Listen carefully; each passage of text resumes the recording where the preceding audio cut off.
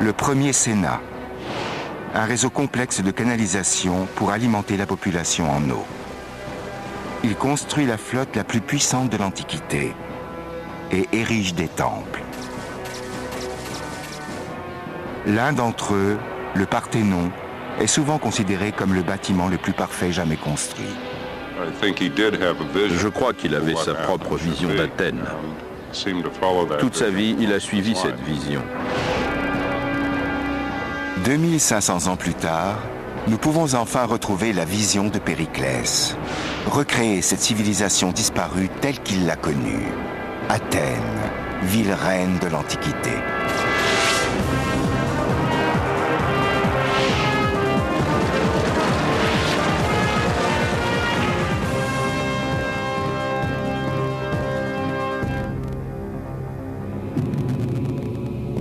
Au 5e siècle avant Jésus-Christ, parmi les centaines de cités-États qui composent la Grèce antique, l'une d'entre elles va connaître la gloire, sous la conduite d'un homme. Cette ville, c'est Athènes. Et Périclès n'est ni roi ni prince. Il a été élu.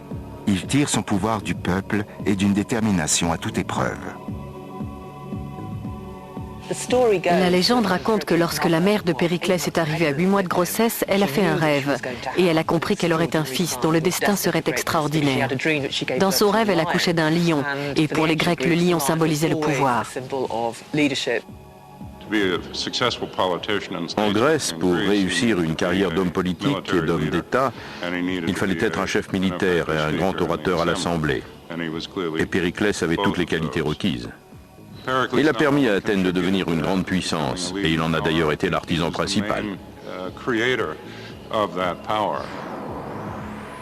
Périclès veut envoyer un message clair au monde, celui de la suprématie d'Athènes, capitale d'un nouvel empire. Pour cela, il va bâtir. Il a en tête la campagne de chantier la plus chère et la plus ambitieuse jamais entreprise en Occident. Mais il lui faut la financer. Il puise donc dans le trésor des Grecs, ce que certains verront comme un vol éhonté. Cet argent est en effet destiné à défendre la Ligue des cités-États grecques de la région et non à la glorification d'Athènes. Qu'importe, le chantier du Parthénon est ouvert. Élevé en l'honneur de la déesse Athéna, il deviendra le monument le plus copié de l'histoire. Un modèle qui inspirera ingénieurs et architectes du monde entier. Sa construction durera 15 ans, coûtera l'équivalent de 72 millions d'euros et nécessitera pas moins de 20 000 tonnes du plus beau marbre blanc. Le Parthénon est sans doute le bâtiment qui a le plus inspiré le monde. Où que l'on aille, en Amérique du Nord, en Europe, on retrouve des façades 19e de banques, de parlements ou de tribunaux qui portent clairement la marque de son influence.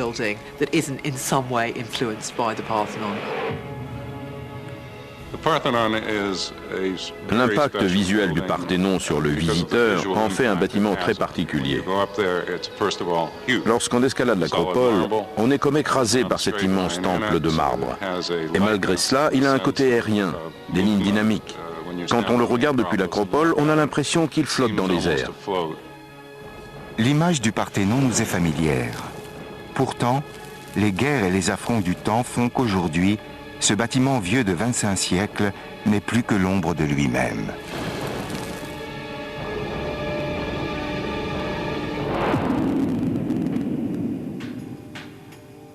Ed McCann, un ingénieur, et Manolis Korres, qui est architecte, ont décidé de retracer les étapes de sa construction dans les moindres détails pour comprendre à quoi il ressemblait durant l'âge d'or d'Athènes. Le Parthénon est construit en marbre extrait du mont Pentélique, situé au nord-est d'Athènes. Aujourd'hui, l'équipe chargée de la restauration du temple se fournit exactement au même endroit. L'extraction du marbre, laborieuse malgré l'aide des technologies modernes, devait prendre des mois entiers à l'époque de Périclès. La première étape consistait à tailler la roche-mère à la main. Le bloc extrait était soigneusement examiné pour détecter les éventuels défauts, puis acheminé vers le chantier. Ça représentait un trajet de 15 km. 20 000 tonnes de marbre ont été déplacées simplement par roulage, tirées par des bœufs. Le chemin pour gravir l'acropole était incroyablement long et ça montait. C'est une prouesse extraordinaire.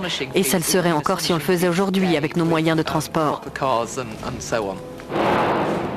La dernière partie du trajet était sans conteste la plus difficile. Il fallait hisser les blocs de marbre au sommet d'une côte de 92 mètres de long.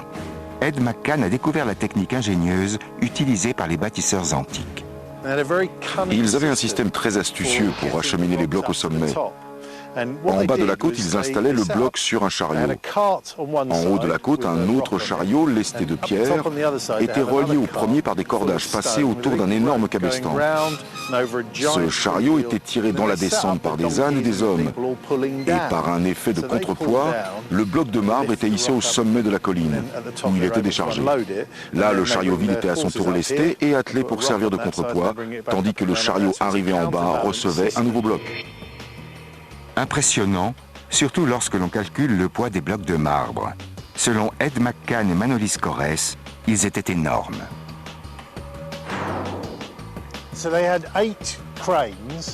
Tout autour du Parthénon, 8 grues en bois avaient été construites pour lever les blocs et les déposer sur le chantier.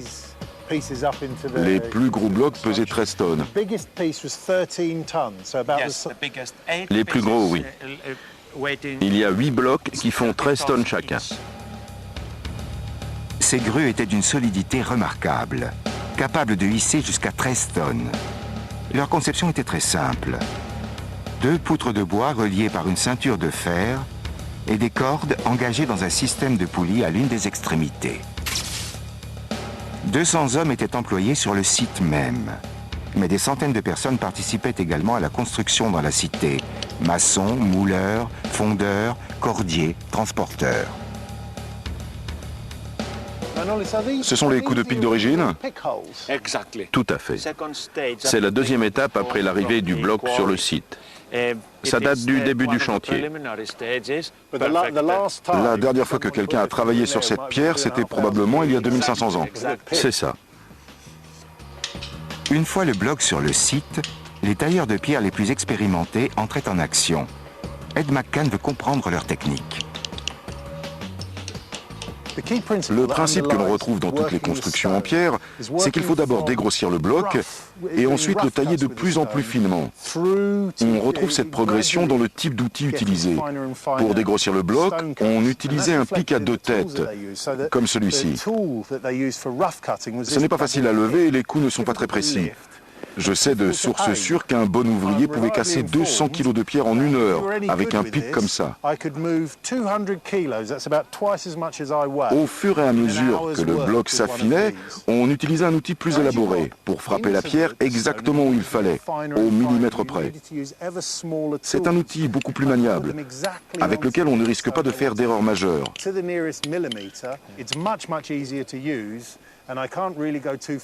L'inconvénient, c'est qu'il ne permet d'enlever que des petits bouts. Il me faudrait 2 semaines pour ciseler ce bloc et produire 200 kg de gravats. Une fois les tambours qui vont composer les colonnes achevées, il ne reste plus qu'à les assembler. Là, on voit où les pierres d'origine ont été assemblées, avec des agrafes de fer. L'agrafe a disparu, mais on voit son emplacement d'origine. Cette partie était dessous, invisible. C'est ça, caché par la pierre suivante. Aujourd'hui, les ravages de la pollution sont tels que le Parthénon nécessite une restauration de grande envergure. Ed McCann recherche des indices sur la façon dont les pierres ont été assemblées à l'origine et bénéficie d'un accès privilégié aux chantiers en cours.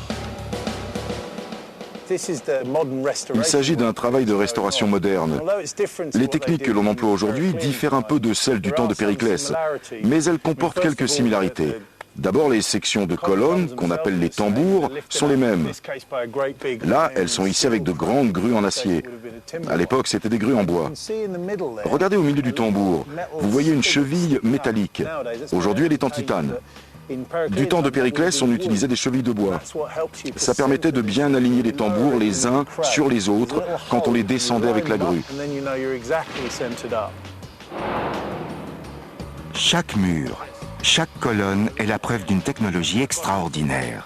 Les pierres sont parfaitement positionnées et les joints sont quasiment invisibles. Ça, c'est l'un des joints les mieux conservés du site, parce que cette colonne n'a jamais été détruite par un bombardement ou un tremblement de terre. On ne pourrait pas y glisser une feuille de papier. La galerie extérieure du Parthénon compte 46 colonnes de 13 tonnes, semblables à celle-ci. Elles confèrent au bâtiment une majesté incomparable. Aujourd'hui encore, le Parthénon nous impressionne. Mais du temps de Périclès, sa vision devait être époustouflante.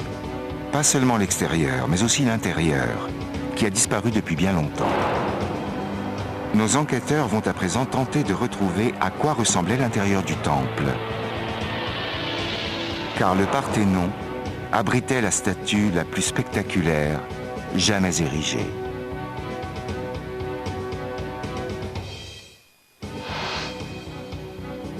Le bâtiment voulu par Périclès est révolutionnaire pour son époque. Il fait partie de son vaste projet de transformation de la ville. Son programme est extrêmement ambitieux. C'est aussi un grand succès. Périclès change le monde dans lequel il vit et pose les jalons d'une autre. Il a réussi à réaliser sa vision. Son rêve de bâtir ces temples magnifiques sur l'Acropole et qu'on parle encore de lui 2500 ans après sa mort. De son vivant, ces monuments étaient encore plus impressionnants, encore plus beaux. Les écrivains de l'Antiquité décrivent l'intérieur du Parthénon avec une admiration mêlée de respect.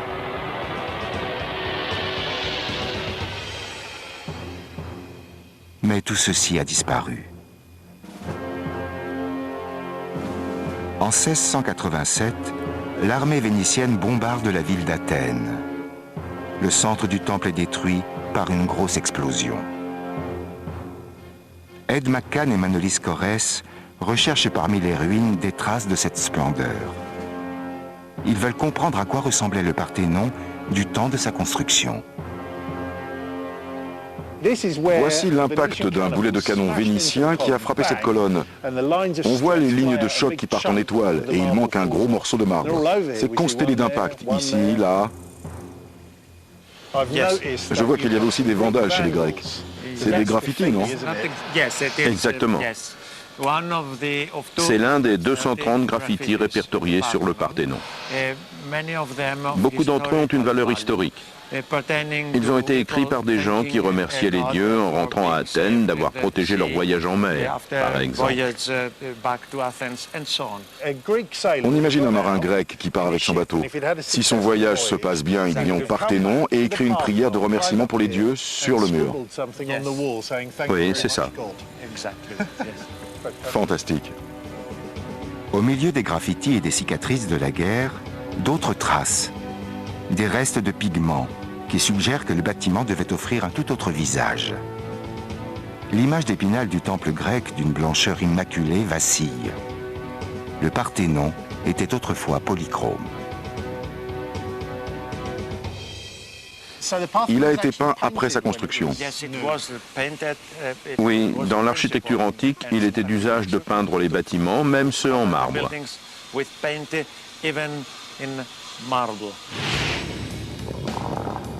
Nous pouvons aujourd'hui recréer virtuellement son apparence. Des colonnes d'un blanc éblouissant, soutenant des pignons bleus, rouges et or. En Grèce, aucun autre temple n'affichait la décoration complexe du Parthénon. De magnifiques sculptures venaient compléter l'ensemble. 92 statues y trônaient. Une frise courait autour du temple, sous le plafond des galeries, sur près de 160 mètres.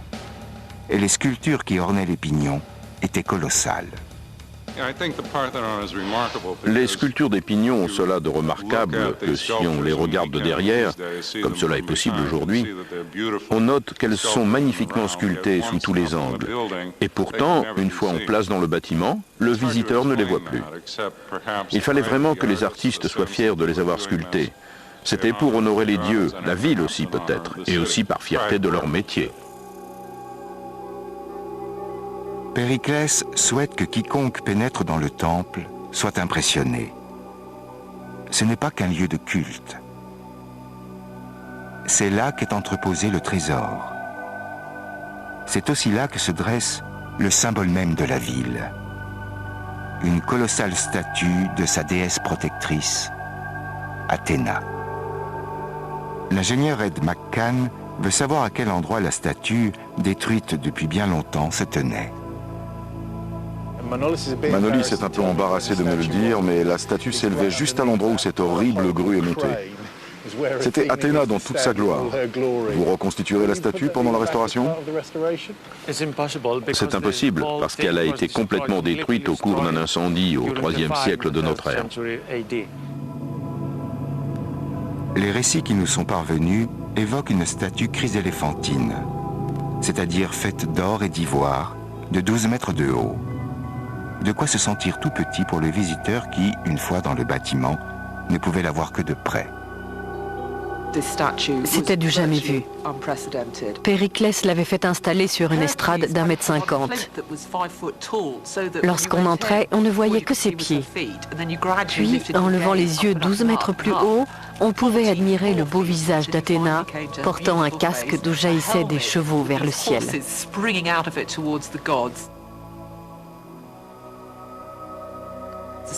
Cette statue a complètement changé l'histoire de la statuaire religieuse dans l'Antiquité, et sans doute aussi celle de la statuaire chrétienne.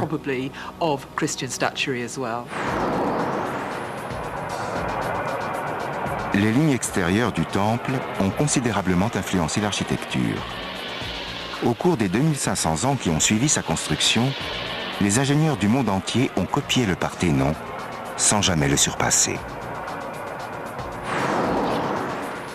Ed McCann nous révèle les secrets du monument. L'une des histoires les plus connues sur le Parthénon est que, même si c'est un bâtiment d'aspect très rectangulaire, il ne possède aucune ligne droite.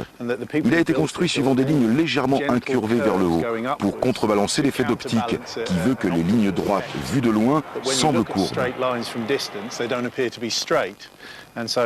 Pour vous le montrer, nous avons tendu une cordelette d'un bout à l'autre d'une des marches principales. Je me trouve actuellement au milieu et vous voyez que le sommet de la marche est de 10 à 12 cm plus haut que les côtés. Cela signifie qu'on est plus haut ici qu'aux extrémités. On trouve ce type d'écart partout dans le Parthénon.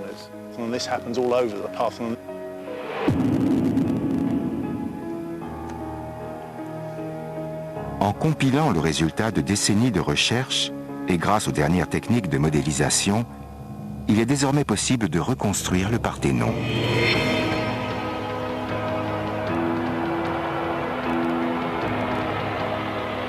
Huit colonnes à l'avant, 8 colonnes à l'arrière, 15 sur chaque côté. En entrant dans le temple, le visiteur passait sous le porche puis pénétrait dans le sanctuaire d'Athéna, long de 30 mètres. Ensuite, il accédait au trésor et ressortait sous un second porche à 6 colonnes. Les splendides bâtiments de l'acropole ont servi de modèle à beaucoup de constructions romaines. Ils ont bien entendu eu un impact énorme sur l'architecture européenne pendant la Renaissance. Même si cela s'est fait à travers Rome, l'influence du Parthénon continue de se faire sentir en architecture.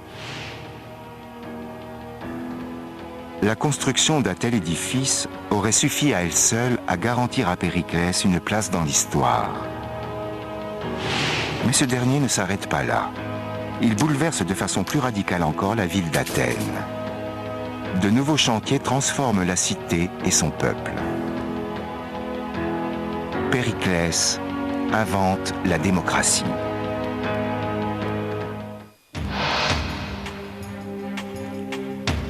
Le Parthénon, fièrement érigé sur l'acropole, est le symbole du statut d'Athènes. C'est une superpuissance. Les chantiers lancés par Périclès ont été l'occasion pour Athènes d'asseoir sa prédominance sur le reste de la Grèce.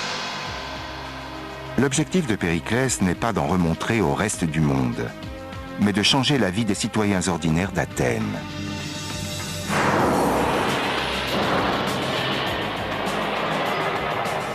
Après le Parthénon, il concentre ses efforts sur la cité elle-même. Tout comme la ville actuelle, c'est un important centre commercial qui vit au rythme de son cœur, l'Agora. L'Agora est un endroit extrêmement important. C'est un lieu de marché, un centre de vie politique et sociale. C'est le cœur de la ville à tous les niveaux. Aujourd'hui, il n'en reste que des ruines. Elle a essuyé les assauts des envahisseurs barbares, été divisée en propriétés privées, puis abandonnée. Il est possible d'imaginer à quoi elle ressemblait du temps de Périclès, lorsque ces 12 hectares étaient le centre de la civilisation la plus avancée sur Terre. John Camp est un spécialiste de l'Agora d'Athènes mondialement reconnu. Il a passé plus de 30 ans à tenter de reconstituer son apparence. La zone était sillonnée de rues animées et parsemée de temples. Il y avait là un marché et le premier sénat jamais construit.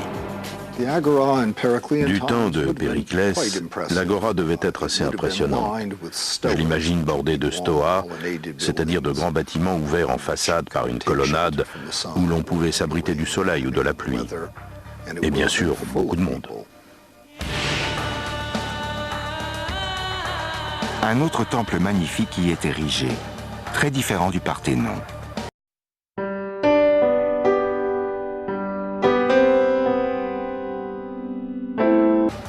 Le temple d'Héphaïstos, dédié aux artisans qui ont contribué à réaliser la vision de Périclès. Par ce geste, ce dernier rend hommage au peuple et souligne que son pouvoir ne serait rien sans son appui. C'est un des temples les mieux préservés de l'Antiquité. Alors il est difficile de comprendre comment les pierres ont été assemblées. Ici, ce sont les ruines d'un temple qui devait être sa réplique et qui a été construit en contrebas. Ces morceaux épars permettent d'appréhender la méthode de construction. Vous voyez que c'était un bâtiment presque entièrement en marbre. Il n'y a pas de mortier. Les pierres étaient tenues ensemble par des agrafes en fer comme celles que vous voyez ici. Elles s'emboîtaient sur des chevilles métalliques. D'ailleurs, on voit encore un bout de fer et un peu du plomb qui a été coulé pour sceller la cheville en place. Ça, c'est un bout de marche. Au-dessus de cette partie-là, il devait y avoir le deuxième degré. Toutes ces marques étaient cachées dessous. Le temple d'Héphaïstos se dresse sur le côté de l'Agora. Au milieu de la place, l'Assemblée. Pour l'édifier, il faut réaliser des travaux de nivellement, créer des terrasses artificielles et creuser la roche. Les techniques utilisées sont testées et éprouvées. À l'intérieur, en revanche, une révolution se prépare. C'est ici que va naître la démocratie. Ces murs sont tout ce qu'il reste de l'ancien Sénat, construit autour de l'an 500 avant notre ère. C'était un bâtiment très simple, avec des murs en briques crues, une façade à colonnade au sud et des sièges en bois pour les membres de l'Assemblée.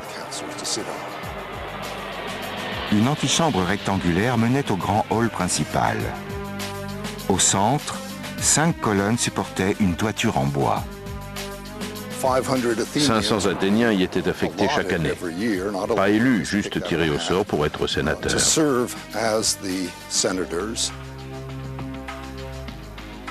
Cette démocratie extrêmement simple permettait au Sénat de présenter au peuple différents sujets. Litiges, impôts, déclaration de guerre. Les décisions étaient prises par le peuple. Les citoyens votaient en déposant un galet dans une jarre. Le Sénat athénien peut être comparé au Sénat américain. Mais au lieu de permettre aux hommes politiques professionnels de dominer la vie politique, le système permettait à chaque citoyen d'Athènes de servir la cité à un moment ou à un autre de sa vie. Aujourd'hui, la plupart des démocraties sont des démocraties représentatives. Athènes était une démocratie directe. On peut comparer ce type de gouvernement aux assemblées d'habitants des villes de Nouvelle-Angleterre, aux États-Unis, où chacun peut se rendre et où les décisions sont prises de façon collégiale. Au temps de Périclès, les Athéniens ont créé un moyen d'empêcher un individu de s'emparer du pouvoir. L'ostracisme est une procédure tombée en désuétude. C'est une élection à l'envers, si vous voulez. Une fois par an, les Athéniens avaient l'opportunité d'exclure une personne de l'Assemblée en écrivant sur un tesson de poterie appelé ostrakon le nom de celui qui constituait, selon eux, une menace pour la démocratie. La personne désignée était bannie pendant 10 ans suite au vote.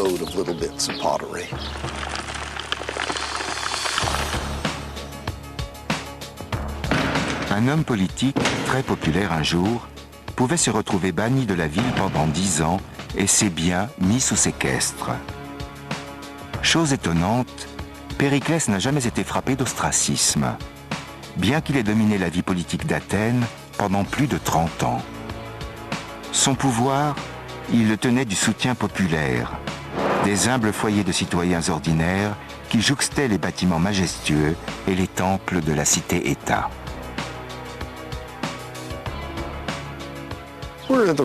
Nous sommes sur les ruines d'une maison athénienne assez typique. Ce mur-ci file vers l'arrière. Cette zone est une cour ouverte. Le plan est très simple, sans prétention. Les murs de ce type de maison étaient en briques crues ou en pierre sèche, renforcés de bois et enduits d'argile. Une fois achevés, ils étaient peints en blanc, noir, jaune ou rouge. Le sol était en terre battue, parfois recouvert de mosaïques. Les maisons étaient tournées vers la cour intérieure et chaque citoyen devait se raccorder au système d'adduction d'eau.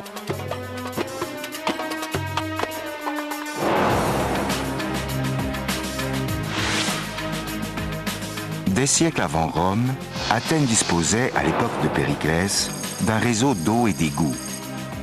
John Camp a découvert ce qu'il en restait sous ces ruines. L'eau était essentielle pour Athènes, évidemment. Les hommes politiques, dont faisait partie Périclès, étaient soucieux d'assurer une bonne alimentation en eau à la ville.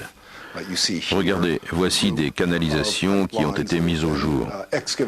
Bon nombre d'entre elles servaient à acheminer de l'eau fraîche aux citoyens. Les autres servaient à l'évacuation des eaux usées. On a trouvé des centaines de mètres de canalisations comme celle-ci qui se croisaient sous l'agora. Les segments de canalisation étaient courts, 90 cm à 1,20 m, car ils étaient fabriqués sur un tour de potier. Épais d'environ 5 cm, ils étaient ourlés d'un rebord à l'une des extrémités pour un assemblage parfait. Lorsqu'un tronçon de canalisation était posé, les ingénieurs recherchaient les fuites éventuelles en y envoyant de l'eau mêlée de cendres. Installé dans des tranchées peu profondes sous l'agora, ce réseau amenait l'eau de plusieurs puits et de sources de montagne.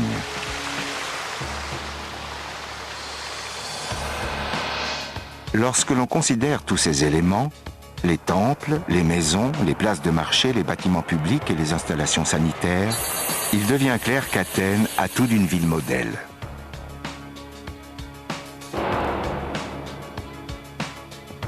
Sous la houlette de Périclès, elle prospère. Mais le succès, cela s'entretient. Athènes s'enrichit, son pouvoir s'agrandit. Bientôt, la cité s'attire la jalousie de ses voisines. Périclès doit préparer sa ville à l'éventualité d'une guerre.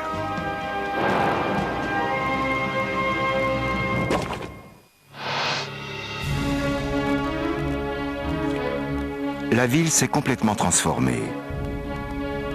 Appuyé par le peuple, Périclès gouverne depuis plus de 3 décennies. Chaque année, pendant plus de 30 ans, il est réélu stratège, c'est-à-dire général en chef. Chaque année, il n'a jamais essuyé un échec.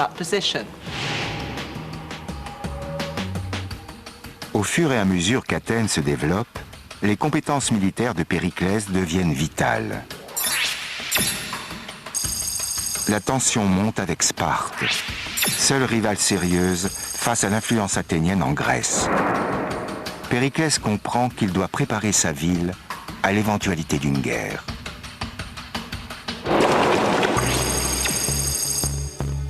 Les défenses de la ville protègent alors une large bande de territoire limitée par 2 longs murs et 3 km de côte. Il devient vite évident qu'en cas d'attaque spartiate, les lignes à défendre seront beaucoup trop longues. Les forces athéniennes, étirées le long de ses défenses, seront trop exposées. Bien que la ville elle-même soit située à 8 km à l'intérieur des terres, Périclès sait que c'est sur la mer qu'Athènes affirmera sa suprématie. La Grèce est un pays montagneux, il n'est pas aisé de s'y déplacer. C'est pourquoi Athènes commerce principalement avec les îles de la mer Égée. Périclès s'attache donc à protéger la route du port qui mène au Pirée. Il fait construire un troisième mur parallèle au mur du Pirée, créant ainsi un corridor défendable. Désormais, quoi qu'il arrive, le lien entre Athènes et la mer est assuré par cet étroit passage. S'il fallait reconstruire ce mur aujourd'hui, cela représenterait un chantier considérable. Telle une véritable autoroute, le mur trace son chemin à travers des propriétés privées et des fermes. Il franchit des rivières, divise les communautés, sépare les gens de leurs terres. Pour Périclès, ce sont des inconvénients nécessaires. Athènes doit être prête à combattre. Aujourd'hui, il ne reste rien du mur de Périclès. Mais cette fortification d'Agosténa est très similaire. Elle donne aux archéologues une idée de ce à quoi il ressemblait. Je pense que le mur de Périclès devait être en pierre plus petite qu'ici, sur environ 4 mètres de hauteur, et surmonté d'un mur en briques crues d'encore 3 ou 4 mètres. Les parois extérieures du mur étaient comblées par des gravats. Au-dessus des fondations, on posait une pierre nommée socle. Au-dessus s'élevait le mur de briques. Ces fortifications faisaient environ 4 à 5 mètres d'épaisseur, 9 mètres de haut et 13 km de long en tout. Périclès les voulait imprenables. Pour cela, il lui fallait bien disposer ses troupes. Michael Rhodes, expert en armement, a étudié la façon dont Périclès a procédé. Sa stratégie reposait sur une force de réaction rapide, des cavaliers patrouillant le long des fortifications. Les Athéniens ont recruté 300 cavaliers. L'idée de Périclès d'associer des fortifications et une cavalerie est fascinante. C'est l'acte de naissance de la cavalerie grecque. Les troupes montées sont une nouveauté dans les conflits de la Grèce antique. La cavalerie peut patrouiller le long des murs. On peut la faire surgir d'une poterne à tout moment, dès qu'un problème survient. Et elle peut également sillonner la campagne pour protéger l'infrastructure agricole. Des poternes sont ménagées à intervalles réguliers le long des fortifications. De hautes tours et des remparts ajoutent un niveau de sécurité. La police et les hommes de guet étaient recrutés parmi les archers scythes. Les Scythes étaient un peuple du nord de la mer Noire. Ils avaient de magnifiques arcs à double courbure, faits de cornes et de tendons, et envoyaient leurs flèches entre 230 et 270 mètres. Si l'ennemi tentait de prendre le mur, ces archers ne lui laissaient aucune chance.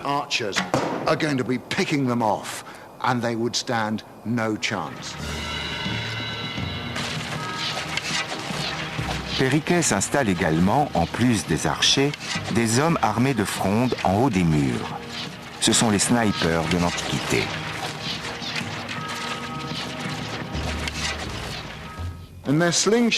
Ils tiraient des poings en plomb, donc assez lourds, avec une forme aérodynamique.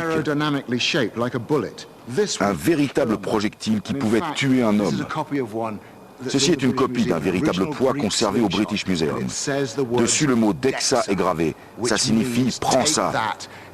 C'est un merveilleux exemple millénaire de l'esprit militaire. On place le poids dans la fronde et on l'envoie. Construits avant que ne se développe la stratégie des sièges lors des conflits, ces murs ont tenu leurs promesses durant toute l'époque de Périclès. Aucune armée n'avait les moyens techniques ou logistiques pour les abattre. Pour le stratège d'Athènes, c'est un avantage qui lui permet de se lancer dans la guerre. Le conflit s'est ouvert parce que les deux États principaux de Grèce, Athènes et Sparte, voulaient dominer le monde grec sans partage. Or, il n'y avait de place que pour une cité dominante. Alors la guerre était inévitable.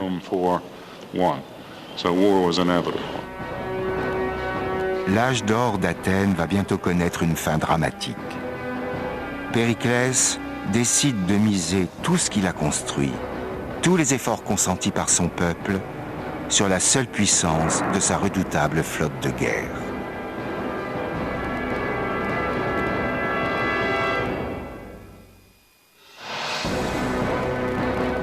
Nous sommes en 431 avant notre ère. Comme Périclès l'avait prédit, les forces spartiates envahissent le territoire athénien. La réaction du grand stratège choque son propre peuple. Les fortifications de la ville ont été renforcées. Il choisit de s'en remettre uniquement à leur résistance et ordonne à la population des campagnes d'abandonner ses biens et de se réfugier derrière les murs d'Athènes. Beaucoup y voient une preuve de lâcheté. Les Athéniens laissent 60 000 Spartiates ravager leur campagne. Périclès estime que l'armée ennemie est trop forte. L'affronter sur terre serait courir à la défaite. Il choisit de mener la bataille sur mer. Grâce à l'étroit corridor protégé par les longs murs, ses troupes gagnent le Pirée. De là, elles lancent l'assaut contre Sparte à bord d'une flotte de navires de guerre redoutables, les trirèmes. Au 5e siècle avant Jésus-Christ, Athènes était sans doute dotée de la meilleure flotte de guerre de toute la Méditerranée. C'était en partie dû à l'argent que lui rapportait son empire et qui lui permettait de payer un entraînement plus long et plus intense à ses équipages.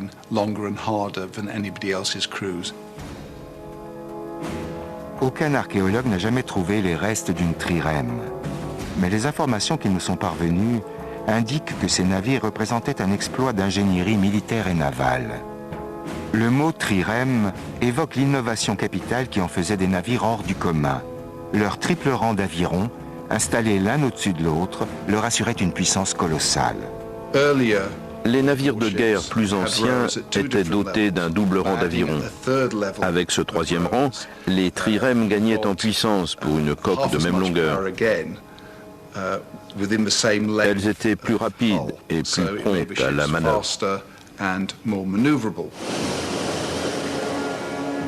À voir les représentations antiques des trirèmes, l'intention des concepteurs est claire. Utiliser la puissance du navire avec brutalité.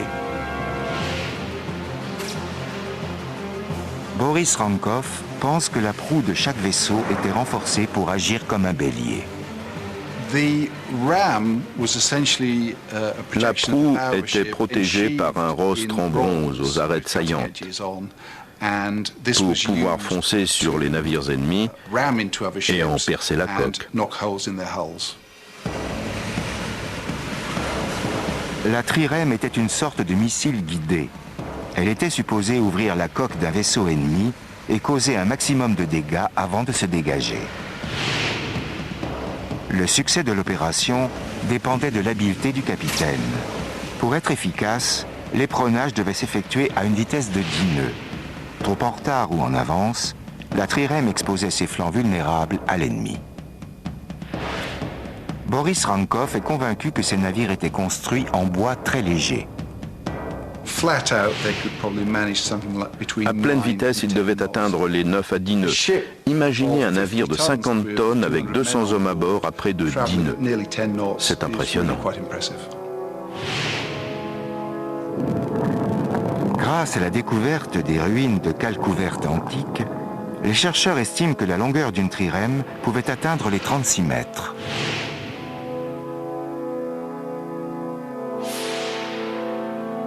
Les recherches de Boris Rankov permettent d'établir qu'il ne fallait pas moins de 170 hommes étagés sur 3 rangs pour la manœuvrer, chacun maniant un aviron de 4 mètres.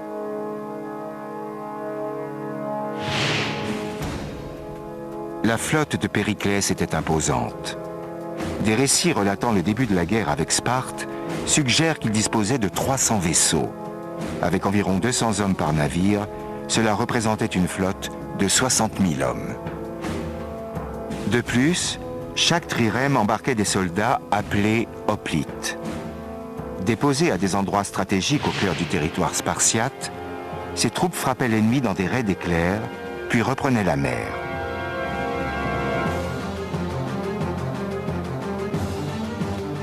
Mike Loads, expert en armement, nous révèle leur tactique. Les hoplites combattaient en phalange. C'étaient des soldats d'infanterie armés d'une lance, d'un bouclier, et ils chargeaient.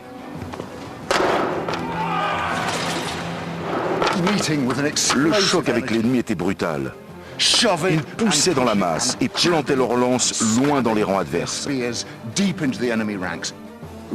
C'était un rapport de force. Imaginez 600 hoplites derrière mon adversaire, alignés sur 8 à 12 rangs. Les premiers rangs frappaient les ennemis avec les lances et les suivants poussaient de toute leur force.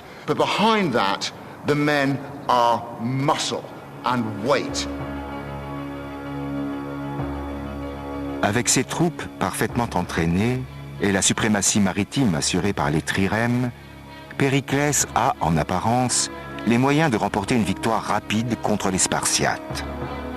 Mais cette victoire ne viendra pas. Les Spartiates attaqueront les murs d'Athènes 5 fois en 10 ans.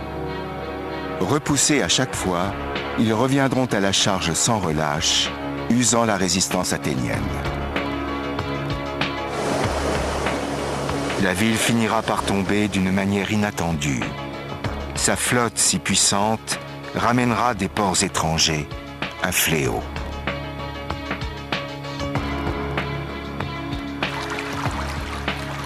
Des milliers de personnes, confinées à l'intérieur des murs de la cité, seront confrontées à ce mal inconnu. Un quart de la population mourra.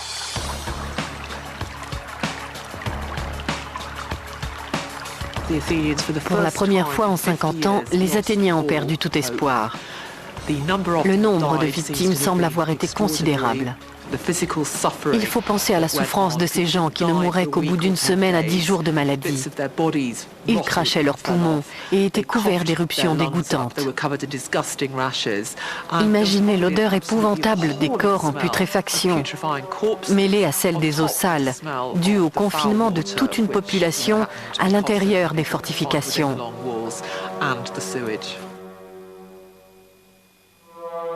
Périclès est l'une des victimes de l'épidémie. L'homme qui a bâti le Parthénon, protégé la démocratie naissante, fortifié et dirigé sa ville pendant des décennies avec ambition et audace, est aussi vulnérable que les autres. Il meurt.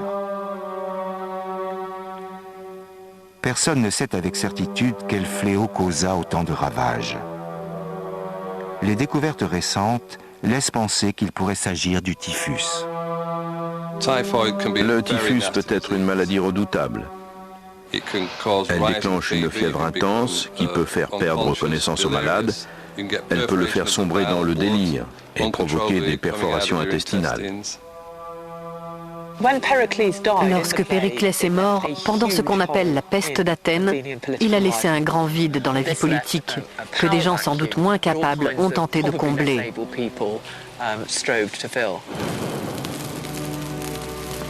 Athènes est vaincue. Sur le champ de bataille et dans l'esprit de la population. En 404 avant Jésus-Christ, après de violentes luttes intestines et une série de désastres militaires, la cité est contrainte de déposer les armes. Sparte a gagné. Bien que les défenses créées par Périclès n'aient pas cédé, sa ville est soumise par son ennemi le plus acharné. Il aura fallu 30 ans pour lui forger un nouveau visage. En une seule génération, Athènes est mise à genoux par les guerres et la maladie. Cela ne retire rien à l'œuvre de Périclès. La ville qu'il a bâtie sera un modèle pour la civilisation occidentale. Son influence se fait encore sentir aujourd'hui. Son héritage est toujours aussi puissant.